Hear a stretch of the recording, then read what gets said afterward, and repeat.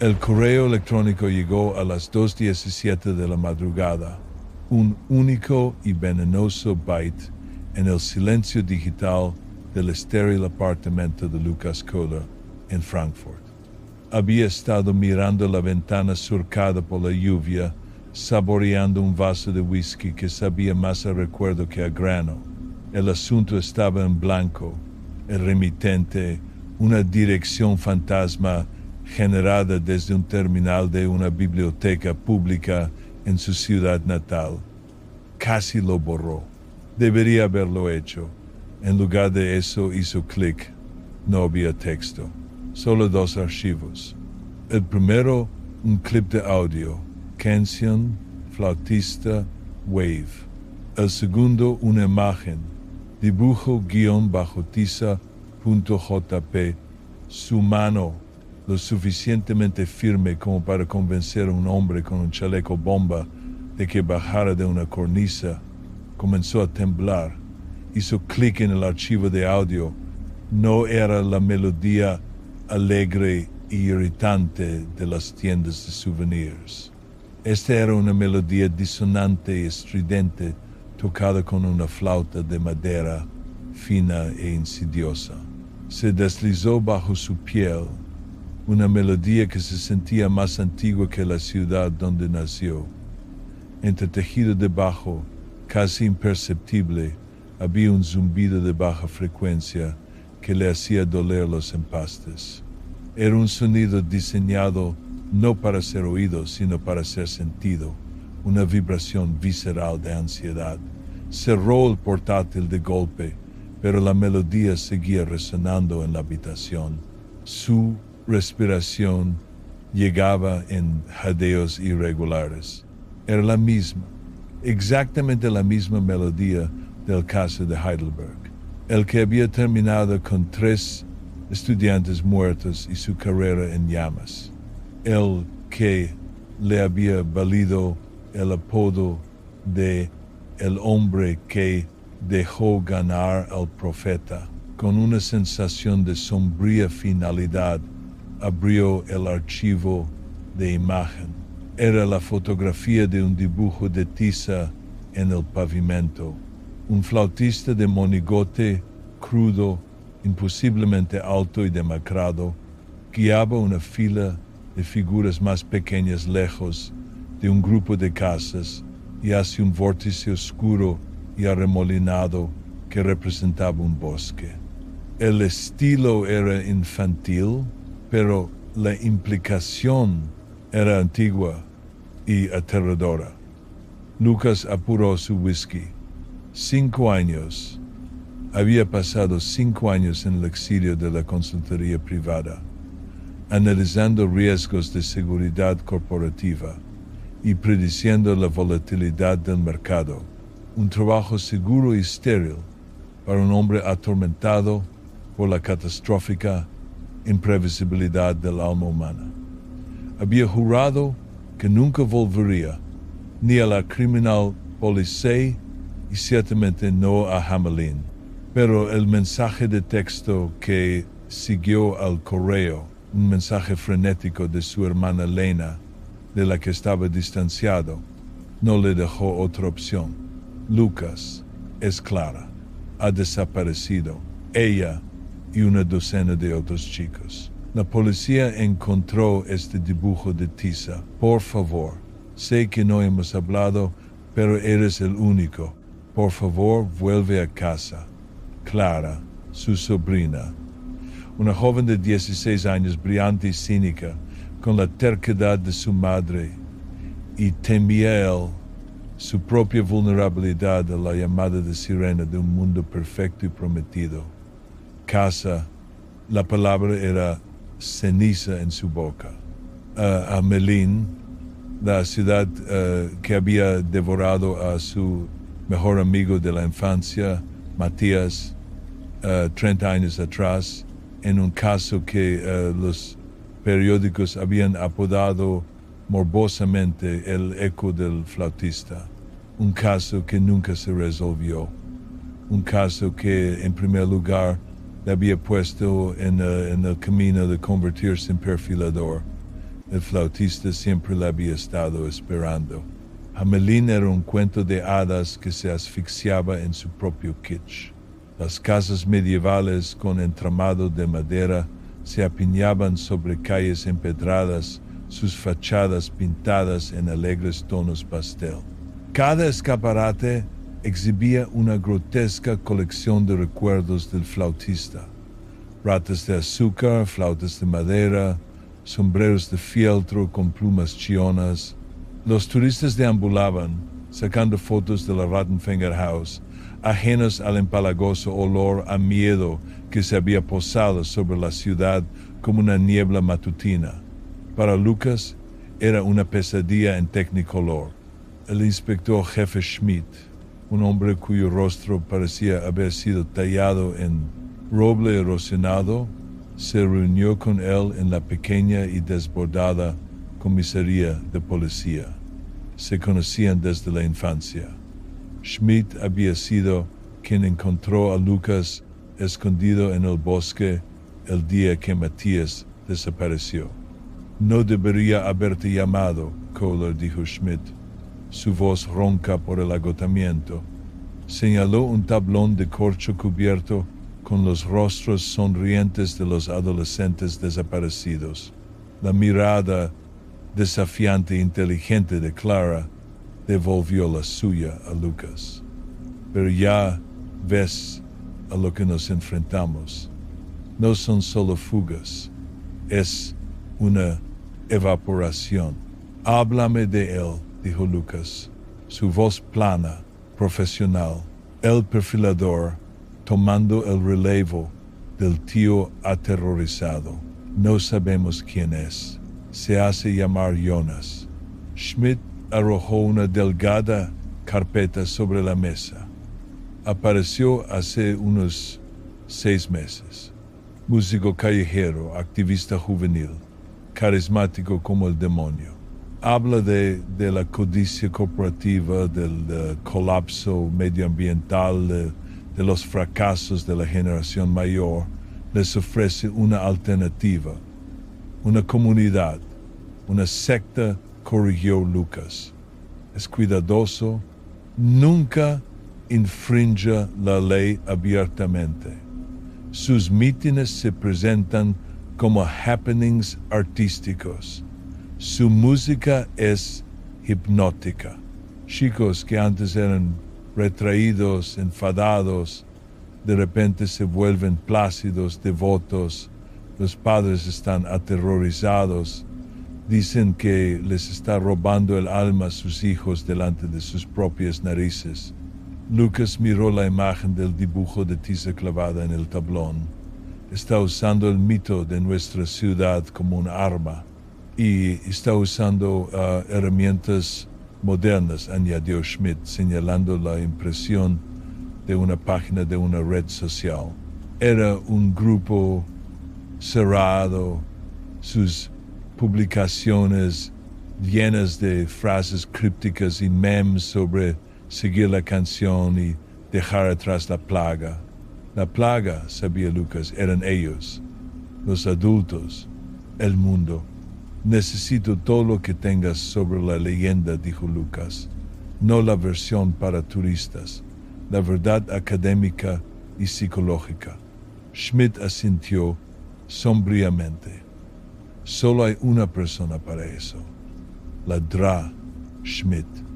No es pariente mío, añadió con una mueca. Dirige el museo. Sabe más del flautista que el propio hombre. El museo de Hamelin era un mausoleo del folclore. La Dra. Schmidt era su suma sacerdotisa. Era una mujer de unos 50 y tantos años, con ojos agudos y inteligentes que parecieron diseccionarlo mientras entraba en su despacho del archivo. La habitación olía a papel viejo y té de limón. Lucas Kohler dijo, su voz nítida. El perfilador pródigo regresa. Seguía el caso de Heidelberg, una tragedia. Entendió la metodología del líder carismático, pero subestimó su poder mítico. La crítica fue tan directa que casi pareció un cumplido. Ha leído mi expediente. Lo leo todo, respondió ella, señalando estanterías que gemían bajo el peso de libros encuadernados en cuero y revistas académicas. El flautista no es un cuento para niños, Herr Köhler. Es un caso de estudio de enfermedad psicogénica masiva, un relato histórico de una figura carismática que se aprovecha de una población que sufre de trauma post-hambruna e intoxicación por cornezuelo. La música fue probablemente un catalizador, no una causa. La verdadera magia fue la manipulación. Lo guió a través de los archivos. Su pasión por el tema era una fuerza palpable. Le mostró grabados medievales, análisis psicológicos y tratados sociológicos. Teorizó que el flautista original fue probablemente un agente de reclutamiento para la Cruzada de los Niños o un movimiento similar. Alguien que sabía cómo explotar las ansiedades específicas de la época.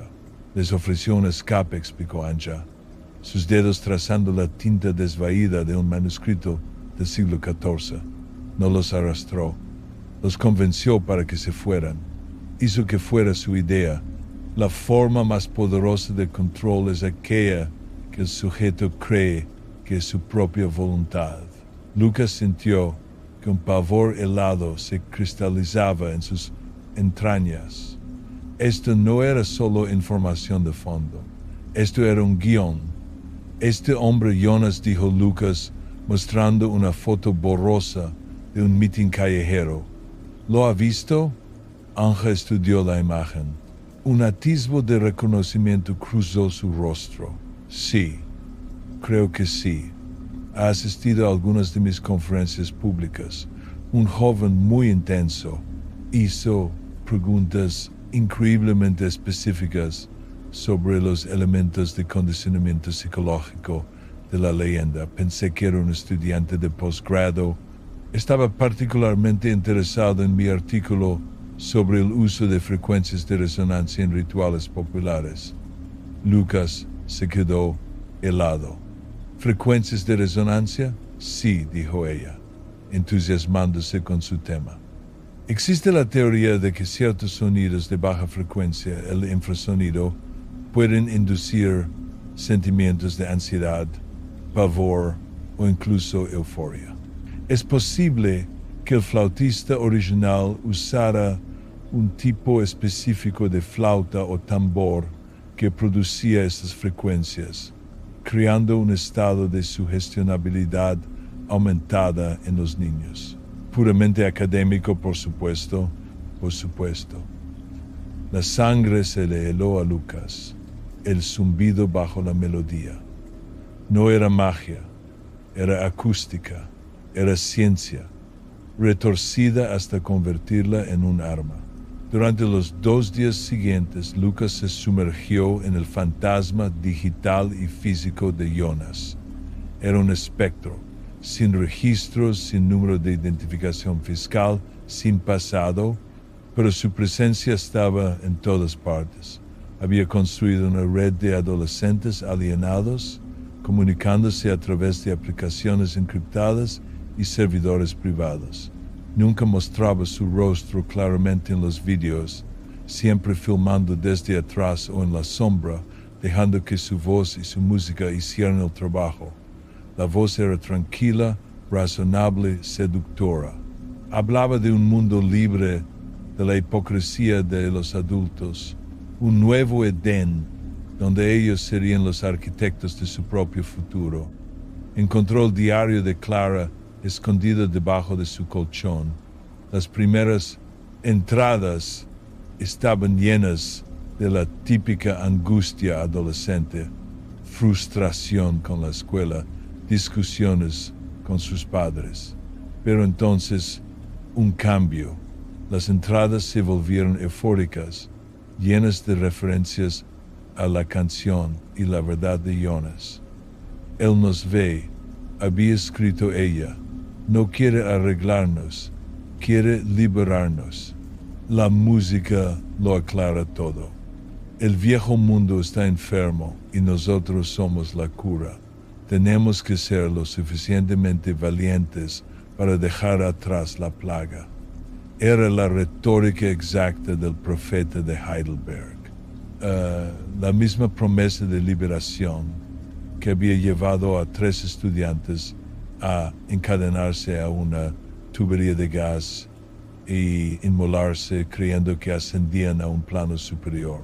El fracaso de Lucas no era solo una mancha profesional, era una herida abierta. Había intentado razonar con el profeta, negociar con un hombre que había construido su propia realidad. Lo había tratado como una situación de rehenes cuando había sido una guerra teológica. No volvería a cometer ese error. Necesitaba encontrar su nuevo Edén. La policía había registrado todos los almacenes abandonados y las casas ocupadas de la ciudad. Nada. Jonas era más listo que eso.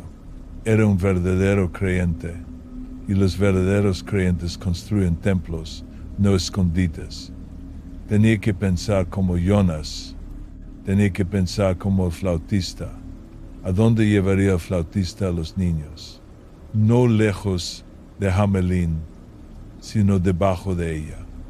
Regresó al despacho de Anke Schmidt a altas horas de la noche, una terrible sospecha endureciéndose en su mente.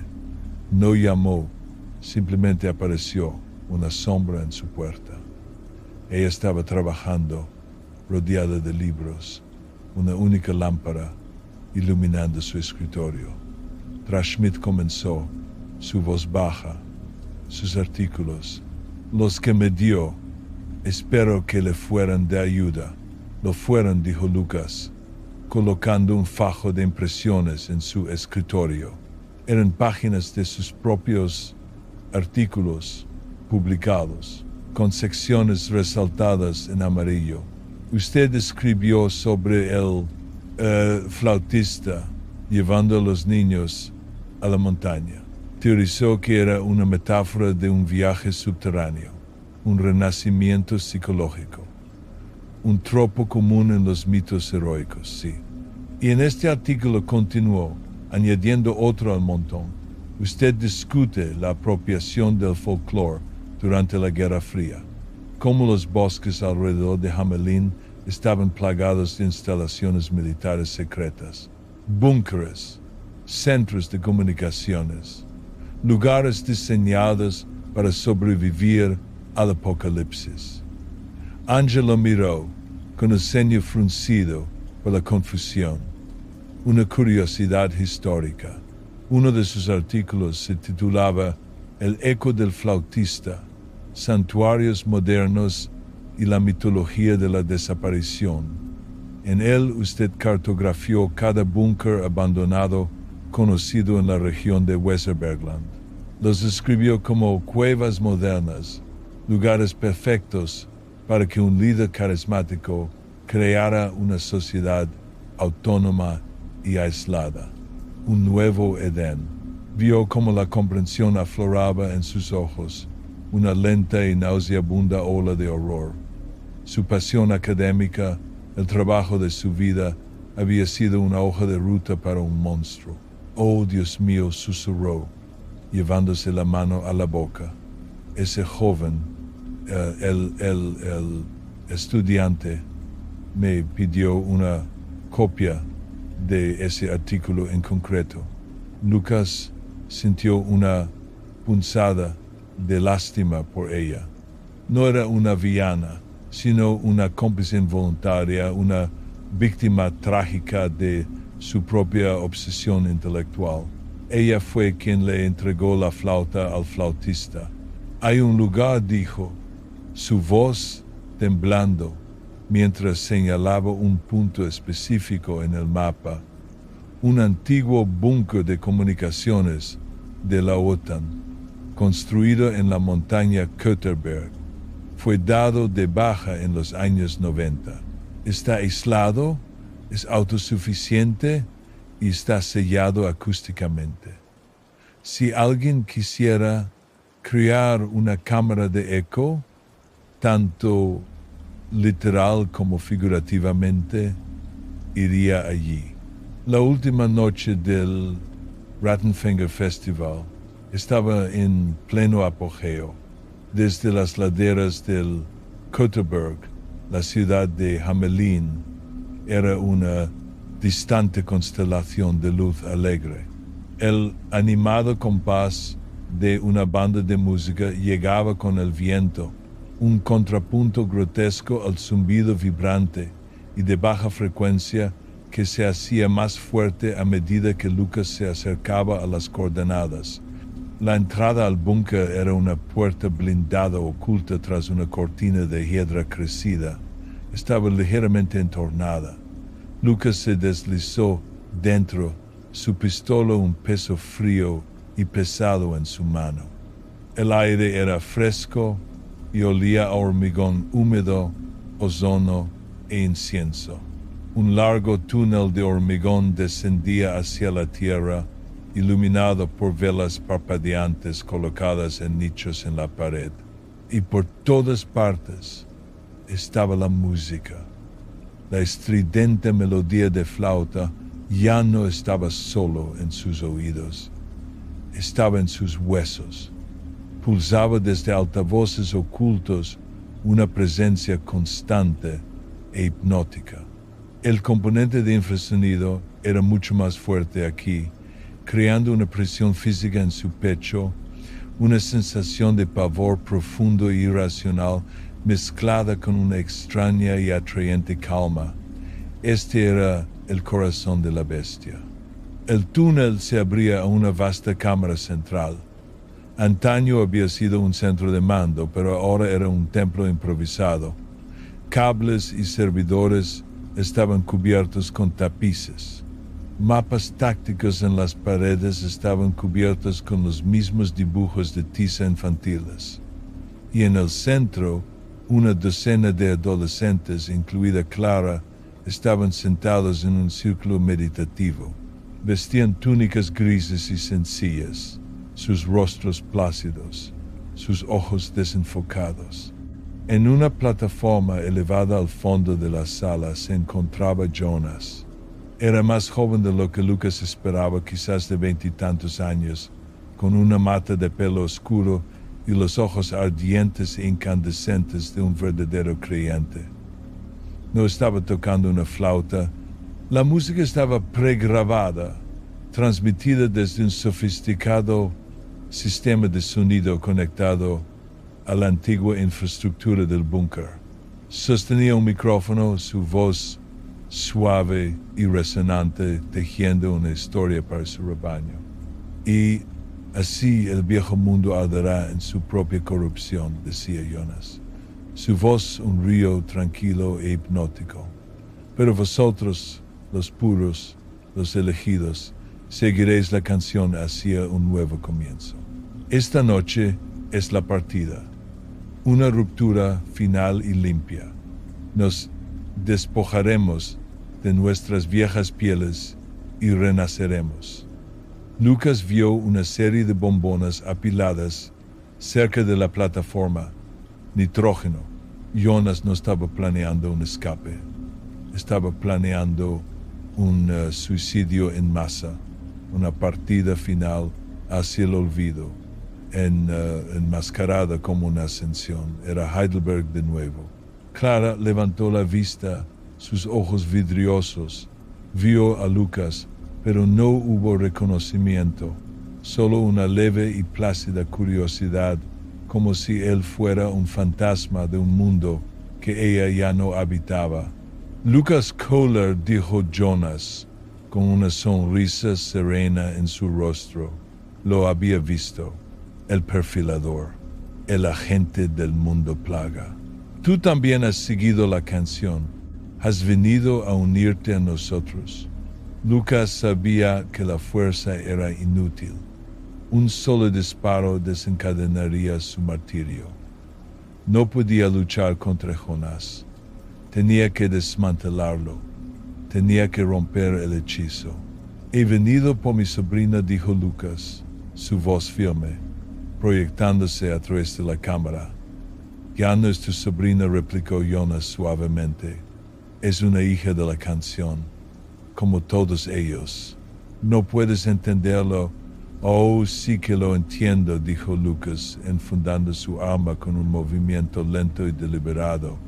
Entiendo la transmisión de infrasonidos a 19 hercios para inducir un estado de ansiedad. Entiendo los ritmos binaurales en la música para fomentar un estado de trance. Entiendo la retórica de la alienación y la utopía prometida. Es un guión muy antiguo. Dio un paso adelante. La sonrisa de Jonas se tensó. Estas son solo herramientas. La verdad que revelan es real. Lucas tenía que encontrar la fuente. Escaneó la habitación, su ojo de perfilador catalogando cada detalle. El sistema de transmisión principal estaba en la plataforma con Jonas, pero el infrasonido, eso requería transductores específicos y potentes. Los localizó 4 grandes cajas negras montadas en las esquinas de la habitación, disfrazadas como parte del antiguo sistema de ventilación. Necesitaba una distracción. Te conozco, Jonas dijo Lucas, su voz cambiando, adoptando el tono íntimo y conocedor de un negociador. O debería decir Tobias Richter, de Leipzig. Tu padre tenía una pequeña tienda de reparación de productos electrónicos. Fracasó. Le dijiste a todo el mundo que era un genio para el que el mundo no estaba preparado. La sonrisa plácida desapareció del rostro de Jonas. Un destello de conmoción, de ira humana, la reemplazó. Algunos de los adolescentes se agitaron, sus trances perturbados por el cambio en el tono de su líder. No sabes nada, siseó Jonas. Sé que se mató bebiendo, insistió Lucas, moviéndose lenta y casualmente hacia el transductor más cercano. Y sé que tu madre te abandonó. Fuiste a la deriva. Encontraste consuelo no en la gente, sino en las frecuencias, en el poder del sonido para manipular las emociones. No fuiste elegido por un poder superior, Tobias. Solo eras un chico solitario y brillante que estaba aterrorizado de ser abandonado de nuevo. Así que decidiste construir una familia que nunca pudiera dejarte. Ahora estaba cerca. La caja tenía un simple panel de control en su costado, un único y gran interruptor de encendido. Mentiras, chilló Jonas, su compostura haciéndose añicos. Soy el flautista, soy su salvación. Mientras Jonas gritaba, Lucas golpeó el interruptor con la mano. El zumbido visceral que había impregnado el búnker se desvaneció. La presión en el aire se disipó. El cambio fue profundo e instantáneo. Fue como si se hubiera levantado una espesa niebla. La música de flauta continuó, pero ahora era solo una extraña y estridente melodía. La magia se había ido.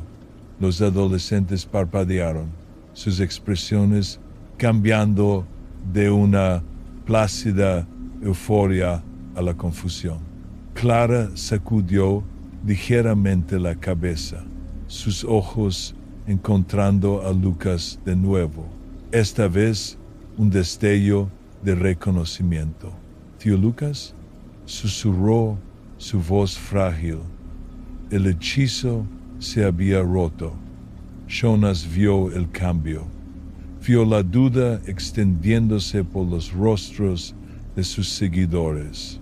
Su poder, tan absoluto hacía un momento, se estaba evaporando en el aire frío y de hormigón.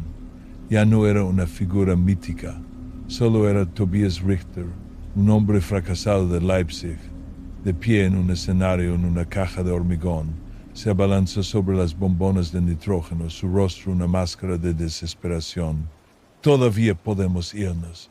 La partida es ahora. Pero Lucas ya se estaba moviendo. Ya no era un negociador, era un protector. Placó a Jonas un impacto limpio y duro que los envió a ambos al suelo. El micrófono rodó por el suelo, chirriando con la retroalimentación.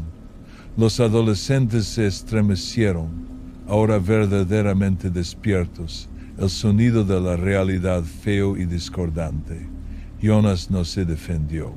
Yacía en el suelo, acurrucado en un ovillo, llorando. El flautista se había ido. Todo lo que quedaba era el hombre hueco que había llevado su máscara. Salieron del búnker a la luz fría y gris del amanecer. El festival del pueblo había terminado. A lo lejos, un camión de la basura hacía su ronda, un sonido mundano y tranquilizador. Clara estaba envuelta en su chaqueta, temblando, apoyada en él como si fuera la única cosa sólida en el mundo. Los otros adolescentes se acurrucaban juntos, sus túnicas grises pareciendo baratas y tontas a la luz de la mañana, sus rostros grabados con la vergüenza y el terror de su casi partida. El inspector jefe Schmidt y sus oficiales estaban esperando.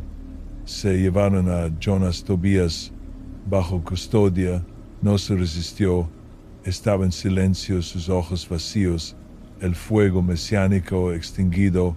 Lucas miró a Clara. La placidez hipnótica había desaparecido, reemplazada por una confusión profunda y dolorosa. La desprogramación sería larga y difícil. Las heridas que Jonas había infligido no eran físicas, pero eran profundas. Dijo que nos amaba, susurró ella, su voz ahogada por las lágrimas. Dijo que nos mantendría a salvo. Amaba la idea de vosotros, dijo Lucas suavemente, acercándola más. No quería salvaros. Solo quería que estuvierais tan perdidos como él. Miró hacia la montaña, una masa oscura y silenciosa contra el cielo pálido.